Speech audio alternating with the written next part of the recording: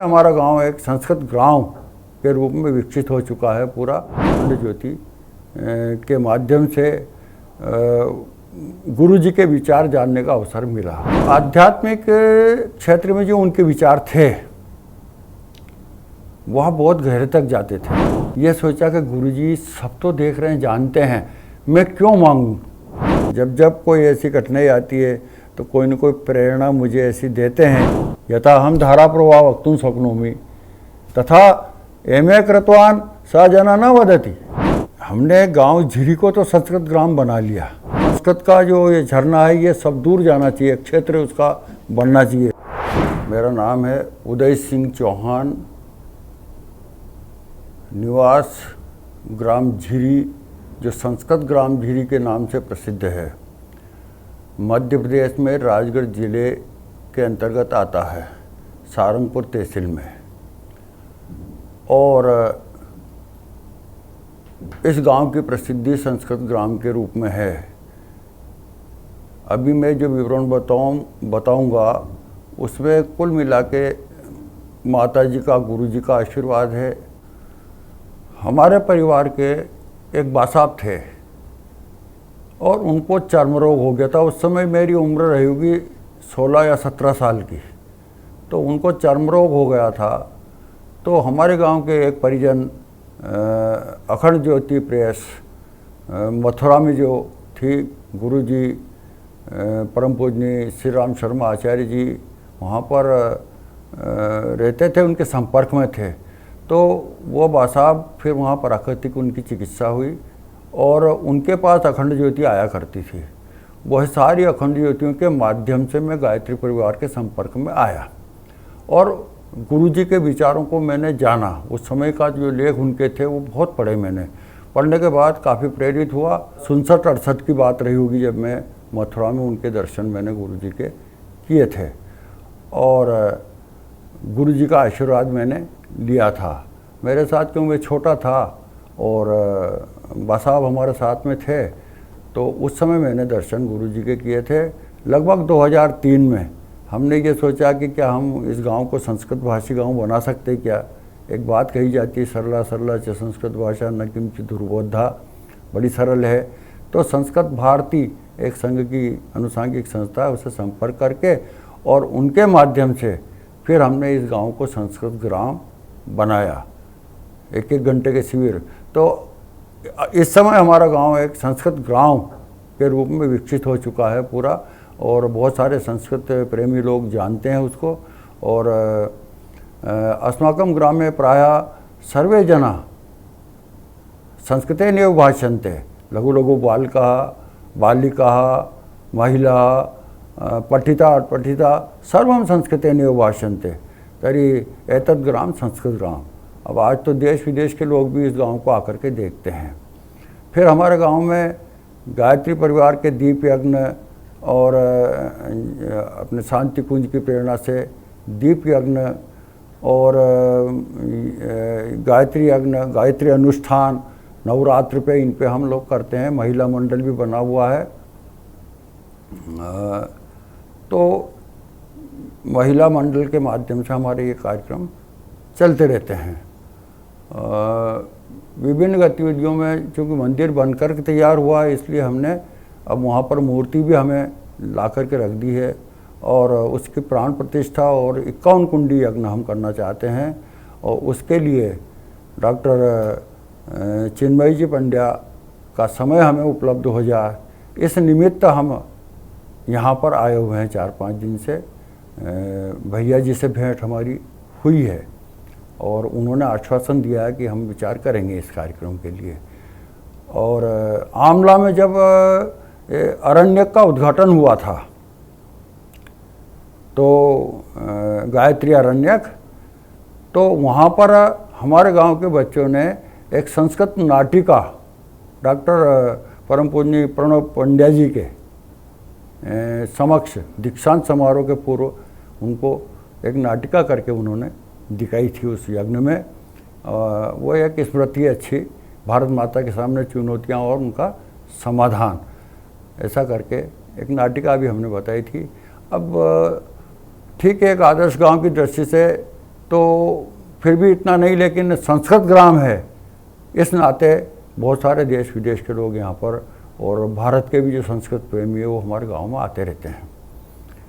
तो इतना सब एक ग्राम विकास का काम हम कर रहे हैं निरंतर, और इसके लिए हमने संघ से भी हमें कुछ बताया था हमारे ग्राम विकास प्रमुख जी ने कि बोले शांति कुंज हरिद्वार से भी अपना जो विश्व गायत्री परिवार है उसके माध्यम से भी ग्राम विकास के संबंध में बहुत सारा साहित्य निकला है, कुछ पुस्तकें निकली है, वह पुस्तकें भी हम ले गए और कुछ संघ की पुस्तकें भी थी।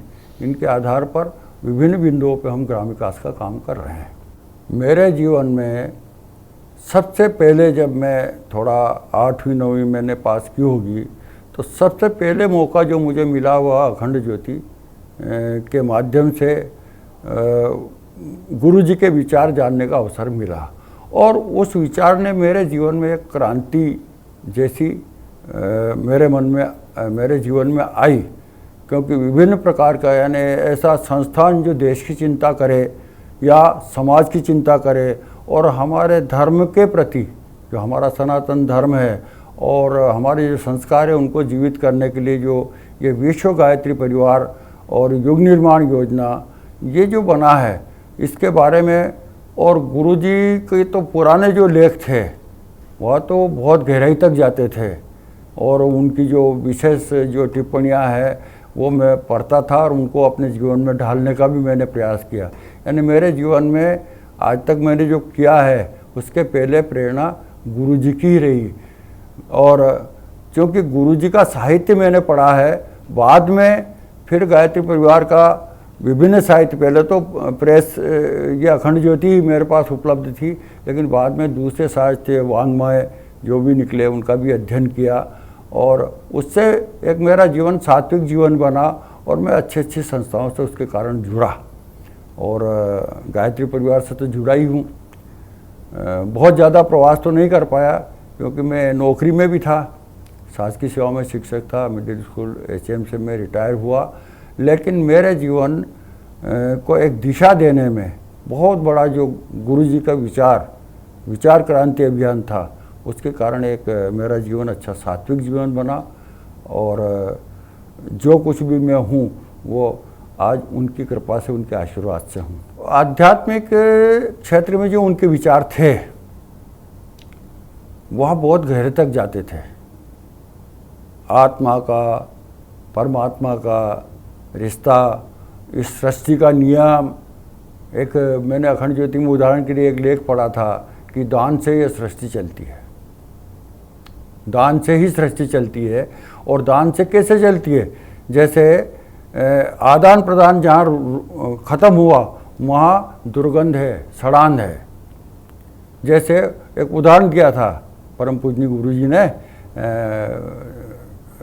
वो उदाहरण था कि समुद्र के पास पर्याप्त जल है, समुद्र ने जल दे दिया वायु को, वायु ने भी अपने पास नहीं रखा, वह जल दे दिया बादलों को, बादलों ने भी अपने पास नहीं रखा और वह जल दे दिया पृथ्वी को, पृथ्वी ने भी अपनी नदियाँ और सारी तृप्ति करके और वो जो अतिरिक्त जल था वो पहुंचा दिया नदियों को, नदियों ने भी उस जल को पहुंचा दिया समुद्र से।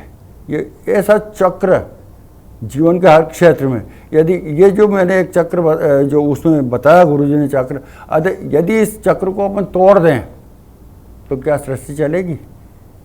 नहीं चलेगी। यही आदान प्रदान ऐसे जीवन के हर क्षेत्र में, यानी गुरुजी ने प्रेरणा दी, हर क्षेत्र में कहीं ना कहीं आदान प्रदान से ही सारी सृष्टि चल रही है।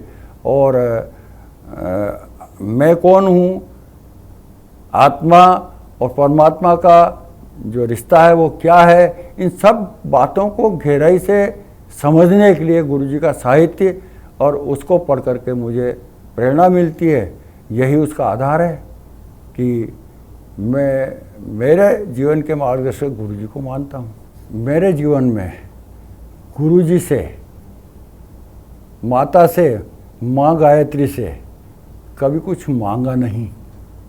मेरा ऐसा ध्येय रहा, ऐसा विचार रहा कि माँ सब जानती है, गुरुजी सब जानते हैं, क्यों मांगना? एक बार ऐसी समस्या मेरे सामने आई, एक ड्रा सिस्टम में मेरे बालक ने एक आवेदन दिया था भारत गैस की एजेंसी के लिए, तो वो होना था ड्रा सिस्टम से। 15-16 कॉम्पिटिटिव उसमें लोग थे, उनके बीच में ड्रा होना था। तो जब मैं सुबह सुबह माँ गायत्री की साधना करता था, गुरुजी का ध्यान करता था, तो उस समय मेरे मन में विचार आया कि मैं गुरुजी से कुछ मांगूं कि आज ड्रा होना है भोपाल में। मैं तो घर था, बालक गया हुआ था, तो बोले गुरुजी मेरे जीवन के लिए कुछ न कुछ कर दो, लेकिन वो मैं मांग नहीं पाया। मन में विचार आया और मैंने ये सोचा कि गुरुजी सब तो देख रहे हैं, जानते हैं, मैं क्यों मांगूं, वो जाने, मैं मेरे मुँह से नहीं मांगूं। ऐसा मैंने उस समय सोचा, मांगा नहीं, लेकिन ये विचार मेरे मन में आया। इतना विचार आना ही मेरे लिए ऐसा हुआ कि फिर 2-3 बजे तक मैंने कहा कहाँ अपना होना है। लेकिन जब 3-4 बजे वो मैंने फिर फ़ोन लगाया बालक को कि भैया किसका हुआ ड्रा, क्या हुआ, तो वो कहा कि अपना ही हुआ। तो वो एकदम विचार मेरे मन में आया कि ये गुरुजी की प्रेरणा थी कि मैं मांगूं, ये विचार आया। और फिर ये भी था कि भाई क्यों मांगूं, है गुरुजी सब जानते हैं। ये उनकी प्रेरणा से एक चमत्कार, इसके कारण मैंने कुछ मतलब कुछ तो है कि जिसके कारण गुरुजी के आशीर्वाद से मुझे, और आज मेरा बच्चा सेल्फ है और मैं चूँकि सेवा में था, मुझे पेंशन मिलती है, ना वो मेरे आश्रित है ना मैं उसके आश्रित हूँ, और अच्छा समाज सेवा का असर हमको मिल रहा है। गुरुजी माताजी भौतिक शरीर रूप में भले ही हमारे सामने ना हो, लेकिन गुरुजी की प्रेरणा और गुरुजी हमेशा, जैसे मेरे जीवन क्षेत्र में जब जब कोई ऐसी कठिनाई आती है तो कोई न कोई प्रेरणा मुझे ऐसी देते हैं कि सही दिशा बताते हैं, और उस दिशा के अनुसार मैं जब काम करता हूँ तो उसमें सफलता भी मिलती है। एक बालक अबोध होता है, उसको कैसे वो अपनी मातृभाषा सीख जाता है। इसी तरह से हमने सहज रूप से मुख से बोलना, मुखेन वदतु कर्णेन सुनोतु, कान से सुनो और स्वयं मुख से बोलो, ऐसा करके हमने धीरे धीरे जब अभ्यास करवाया तो वस्तुओं से, अभिनय के माध्यम से, जैसे वायु सर्वत्र अस्ति, वृक्षा तत्र अस्ति, पुस्तिका अत्र अस्ति, अत्र तत्र है, भवतः पुरुष है तो लड़कियां बैठी, भवत्या, ऐसे बोल बोल करके अभिनय के माध्यम से, और बिना व्याकरण के। अगर किसी भाषा को कठिन बनाना हो तो व्याकरण पढ़ाना शुरू कर दीजिए, पहले उलझ जाएगा, और नहीं तो सीधा सीधा बोलना सिखा दीजिए। 2 साल का बच्चा अपनी मातृभाषा बोलने लगता है, वो किसी लड़की को यूँ नहीं कहता कि तू कहाँ जा रहा है, कहाँ जा रही है, ये बोलेगा, स्त्रीलिंग पुल्लिंग सब आ जाएगा उसमें। क्या, तो व्याकरण सिखाने की आवश्यकता नहीं, पहले भाषा सिखाई है, और भाषा सीखने के बाद उसमें और ज़्यादा निपुणता लाने के लिए व्याकरण है। तो हमने वो तरीका अपनाया, सीधे सीधे बोलना, बोलने का प्रयास करना, त्रुटि होती तो कोई दिक्कत नहीं, अगर त्रुटि हुई है तो कोई दिक्कत नहीं। हम हिंदी भाषा भी तो शुद्ध नहीं बोलते, हमारी हिंदी भाषा भी हम शुद्ध नहीं बोलते, पता नहीं उर्दू के, अंग्रेजी के कितने कितने दूसरे शब्द बोल देते हैं। तो यदि किसी भाषा को अपन संस्कृत से सीख रहे हैं, उसमें कहीं बोलने में कहीं त्रुटि हो गई, उससे नहीं डरना, अपने आप शुद्धता आती है। जब हमारे यहाँ बच्चे वार्तालाप करते हैं आपस में, तो उस वार्तालाप में ही मैंने कुछ गलत बोला तो वो सामने वाला सही करके बताता है, ऐसा नहीं, एतद वदतु, ऐसा बोलो, लेकिन और लोग एमए कर लेते हैं संस्कृत में, लेकिन उनको संभाषण नहीं आता है। यथा हम धारा प्रवाह वक्तुं शक्नोमि तथा एमए कृतवान स जना न वदति, हैं, भले ही संस्कृत पढ़ रहे हैं लेकिन संभाषण नहीं कर सकते। तो 2 रूप है उसके, एक संभाषण संस्कृत, एक सरल रूप उसका, और एक जिसको साहित्यिक संस्कृत या लिटरेचर संस्कृत जिसको कहें, लिटरेचर, तो वो एक विषय अलग हो जाएगा। लेकिन बोलचाल की भाषा हमारे यहाँ रही है संस्कृत प्राचीन काल में, इसलिए संस्कृत को सीखना, संस्कृत अपने आप में समृद्ध भाषा, उसमें बहुत विशालता है, शब्द भंडार है। आजकल तो कंप्यूटर के लिए भी वैज्ञानिकों का कहना है कि यह भाषा ज़्यादा उपयुक्त है, क्योंकि यहाँ जैसा बोला जाता है वैसा ही लिखा जाता है। अंग्रेजी तो अतली भाषा है, उसमें 26 अक्षर में काम चलाना पड़ता। तो इस तरह से जितनी समृद्धता संस्कृत भाषा में है, दुनिया की भाषाएं संस्कृत से निकली है। संस्कृत भाषा सर्वस्य भाषाणाम जननी अस्ति। आंग्ल भाषायापि, फ्रेंच, आंग्ल, अमेरिकन, सर्वम भाषायां, जो हिंदुस्तानी भाषाएं हैं उनकी तो जननी है ही, लेकिन अन्य दुनिया की भाषाओं को भी बोलना यदि सिखाया तो वो भारतवर्ष ने सिखाया है। और भारतवर्ष जब हम नाम लेते हैं तो वो संस्कृत ही वहाँ पर चलती थी। हमने गांव झिरी को तो संस्कृत ग्राम बना लिया।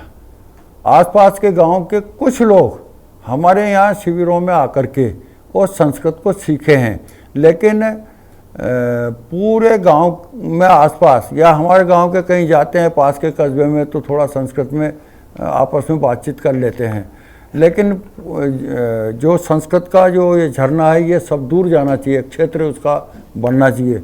उसके लिए हम प्रयासरत हैं।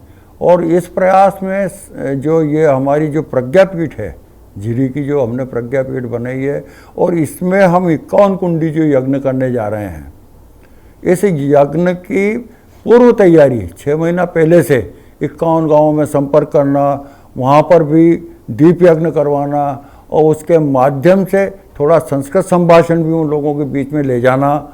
और ऐसा एक मतलब कोई ना कोई माध्यम चाहिए ना इस कार्य को अपन अच्छा अंजाम दें। तो प्रज्ञापीठ के माध्यम से और 51 कुंडी यज्ञ के माध्यम से और हम 51 गाँवों तक हम संपर्क करना चाह रहे हैं। और उन गाँवों में विश्व गायत्री परिवार जो देव संस्कृति उसका प्रचार प्रसार और उसके अनुसार काम खड़ा करना, और साथ साथ उनको संस्कृत संभाषण का भी प्रचार प्रसार करना। ये इस हेतु से ही हम ये गायत्री माता की जो प्राण प्रतिष्ठा मंदिर में करने जा रहे हैं, इसमें जो 51 कुंडी यज्ञ जो हम करने जा रहे हैं, इस यज्ञ के माध्यम से ही हम संस्कृत का प्रचार प्रसार भी और अपनी देव संस्कृति का प्रसार प्रसार भी हमारे क्षेत्र में करने का प्रयास कर रहे हैं।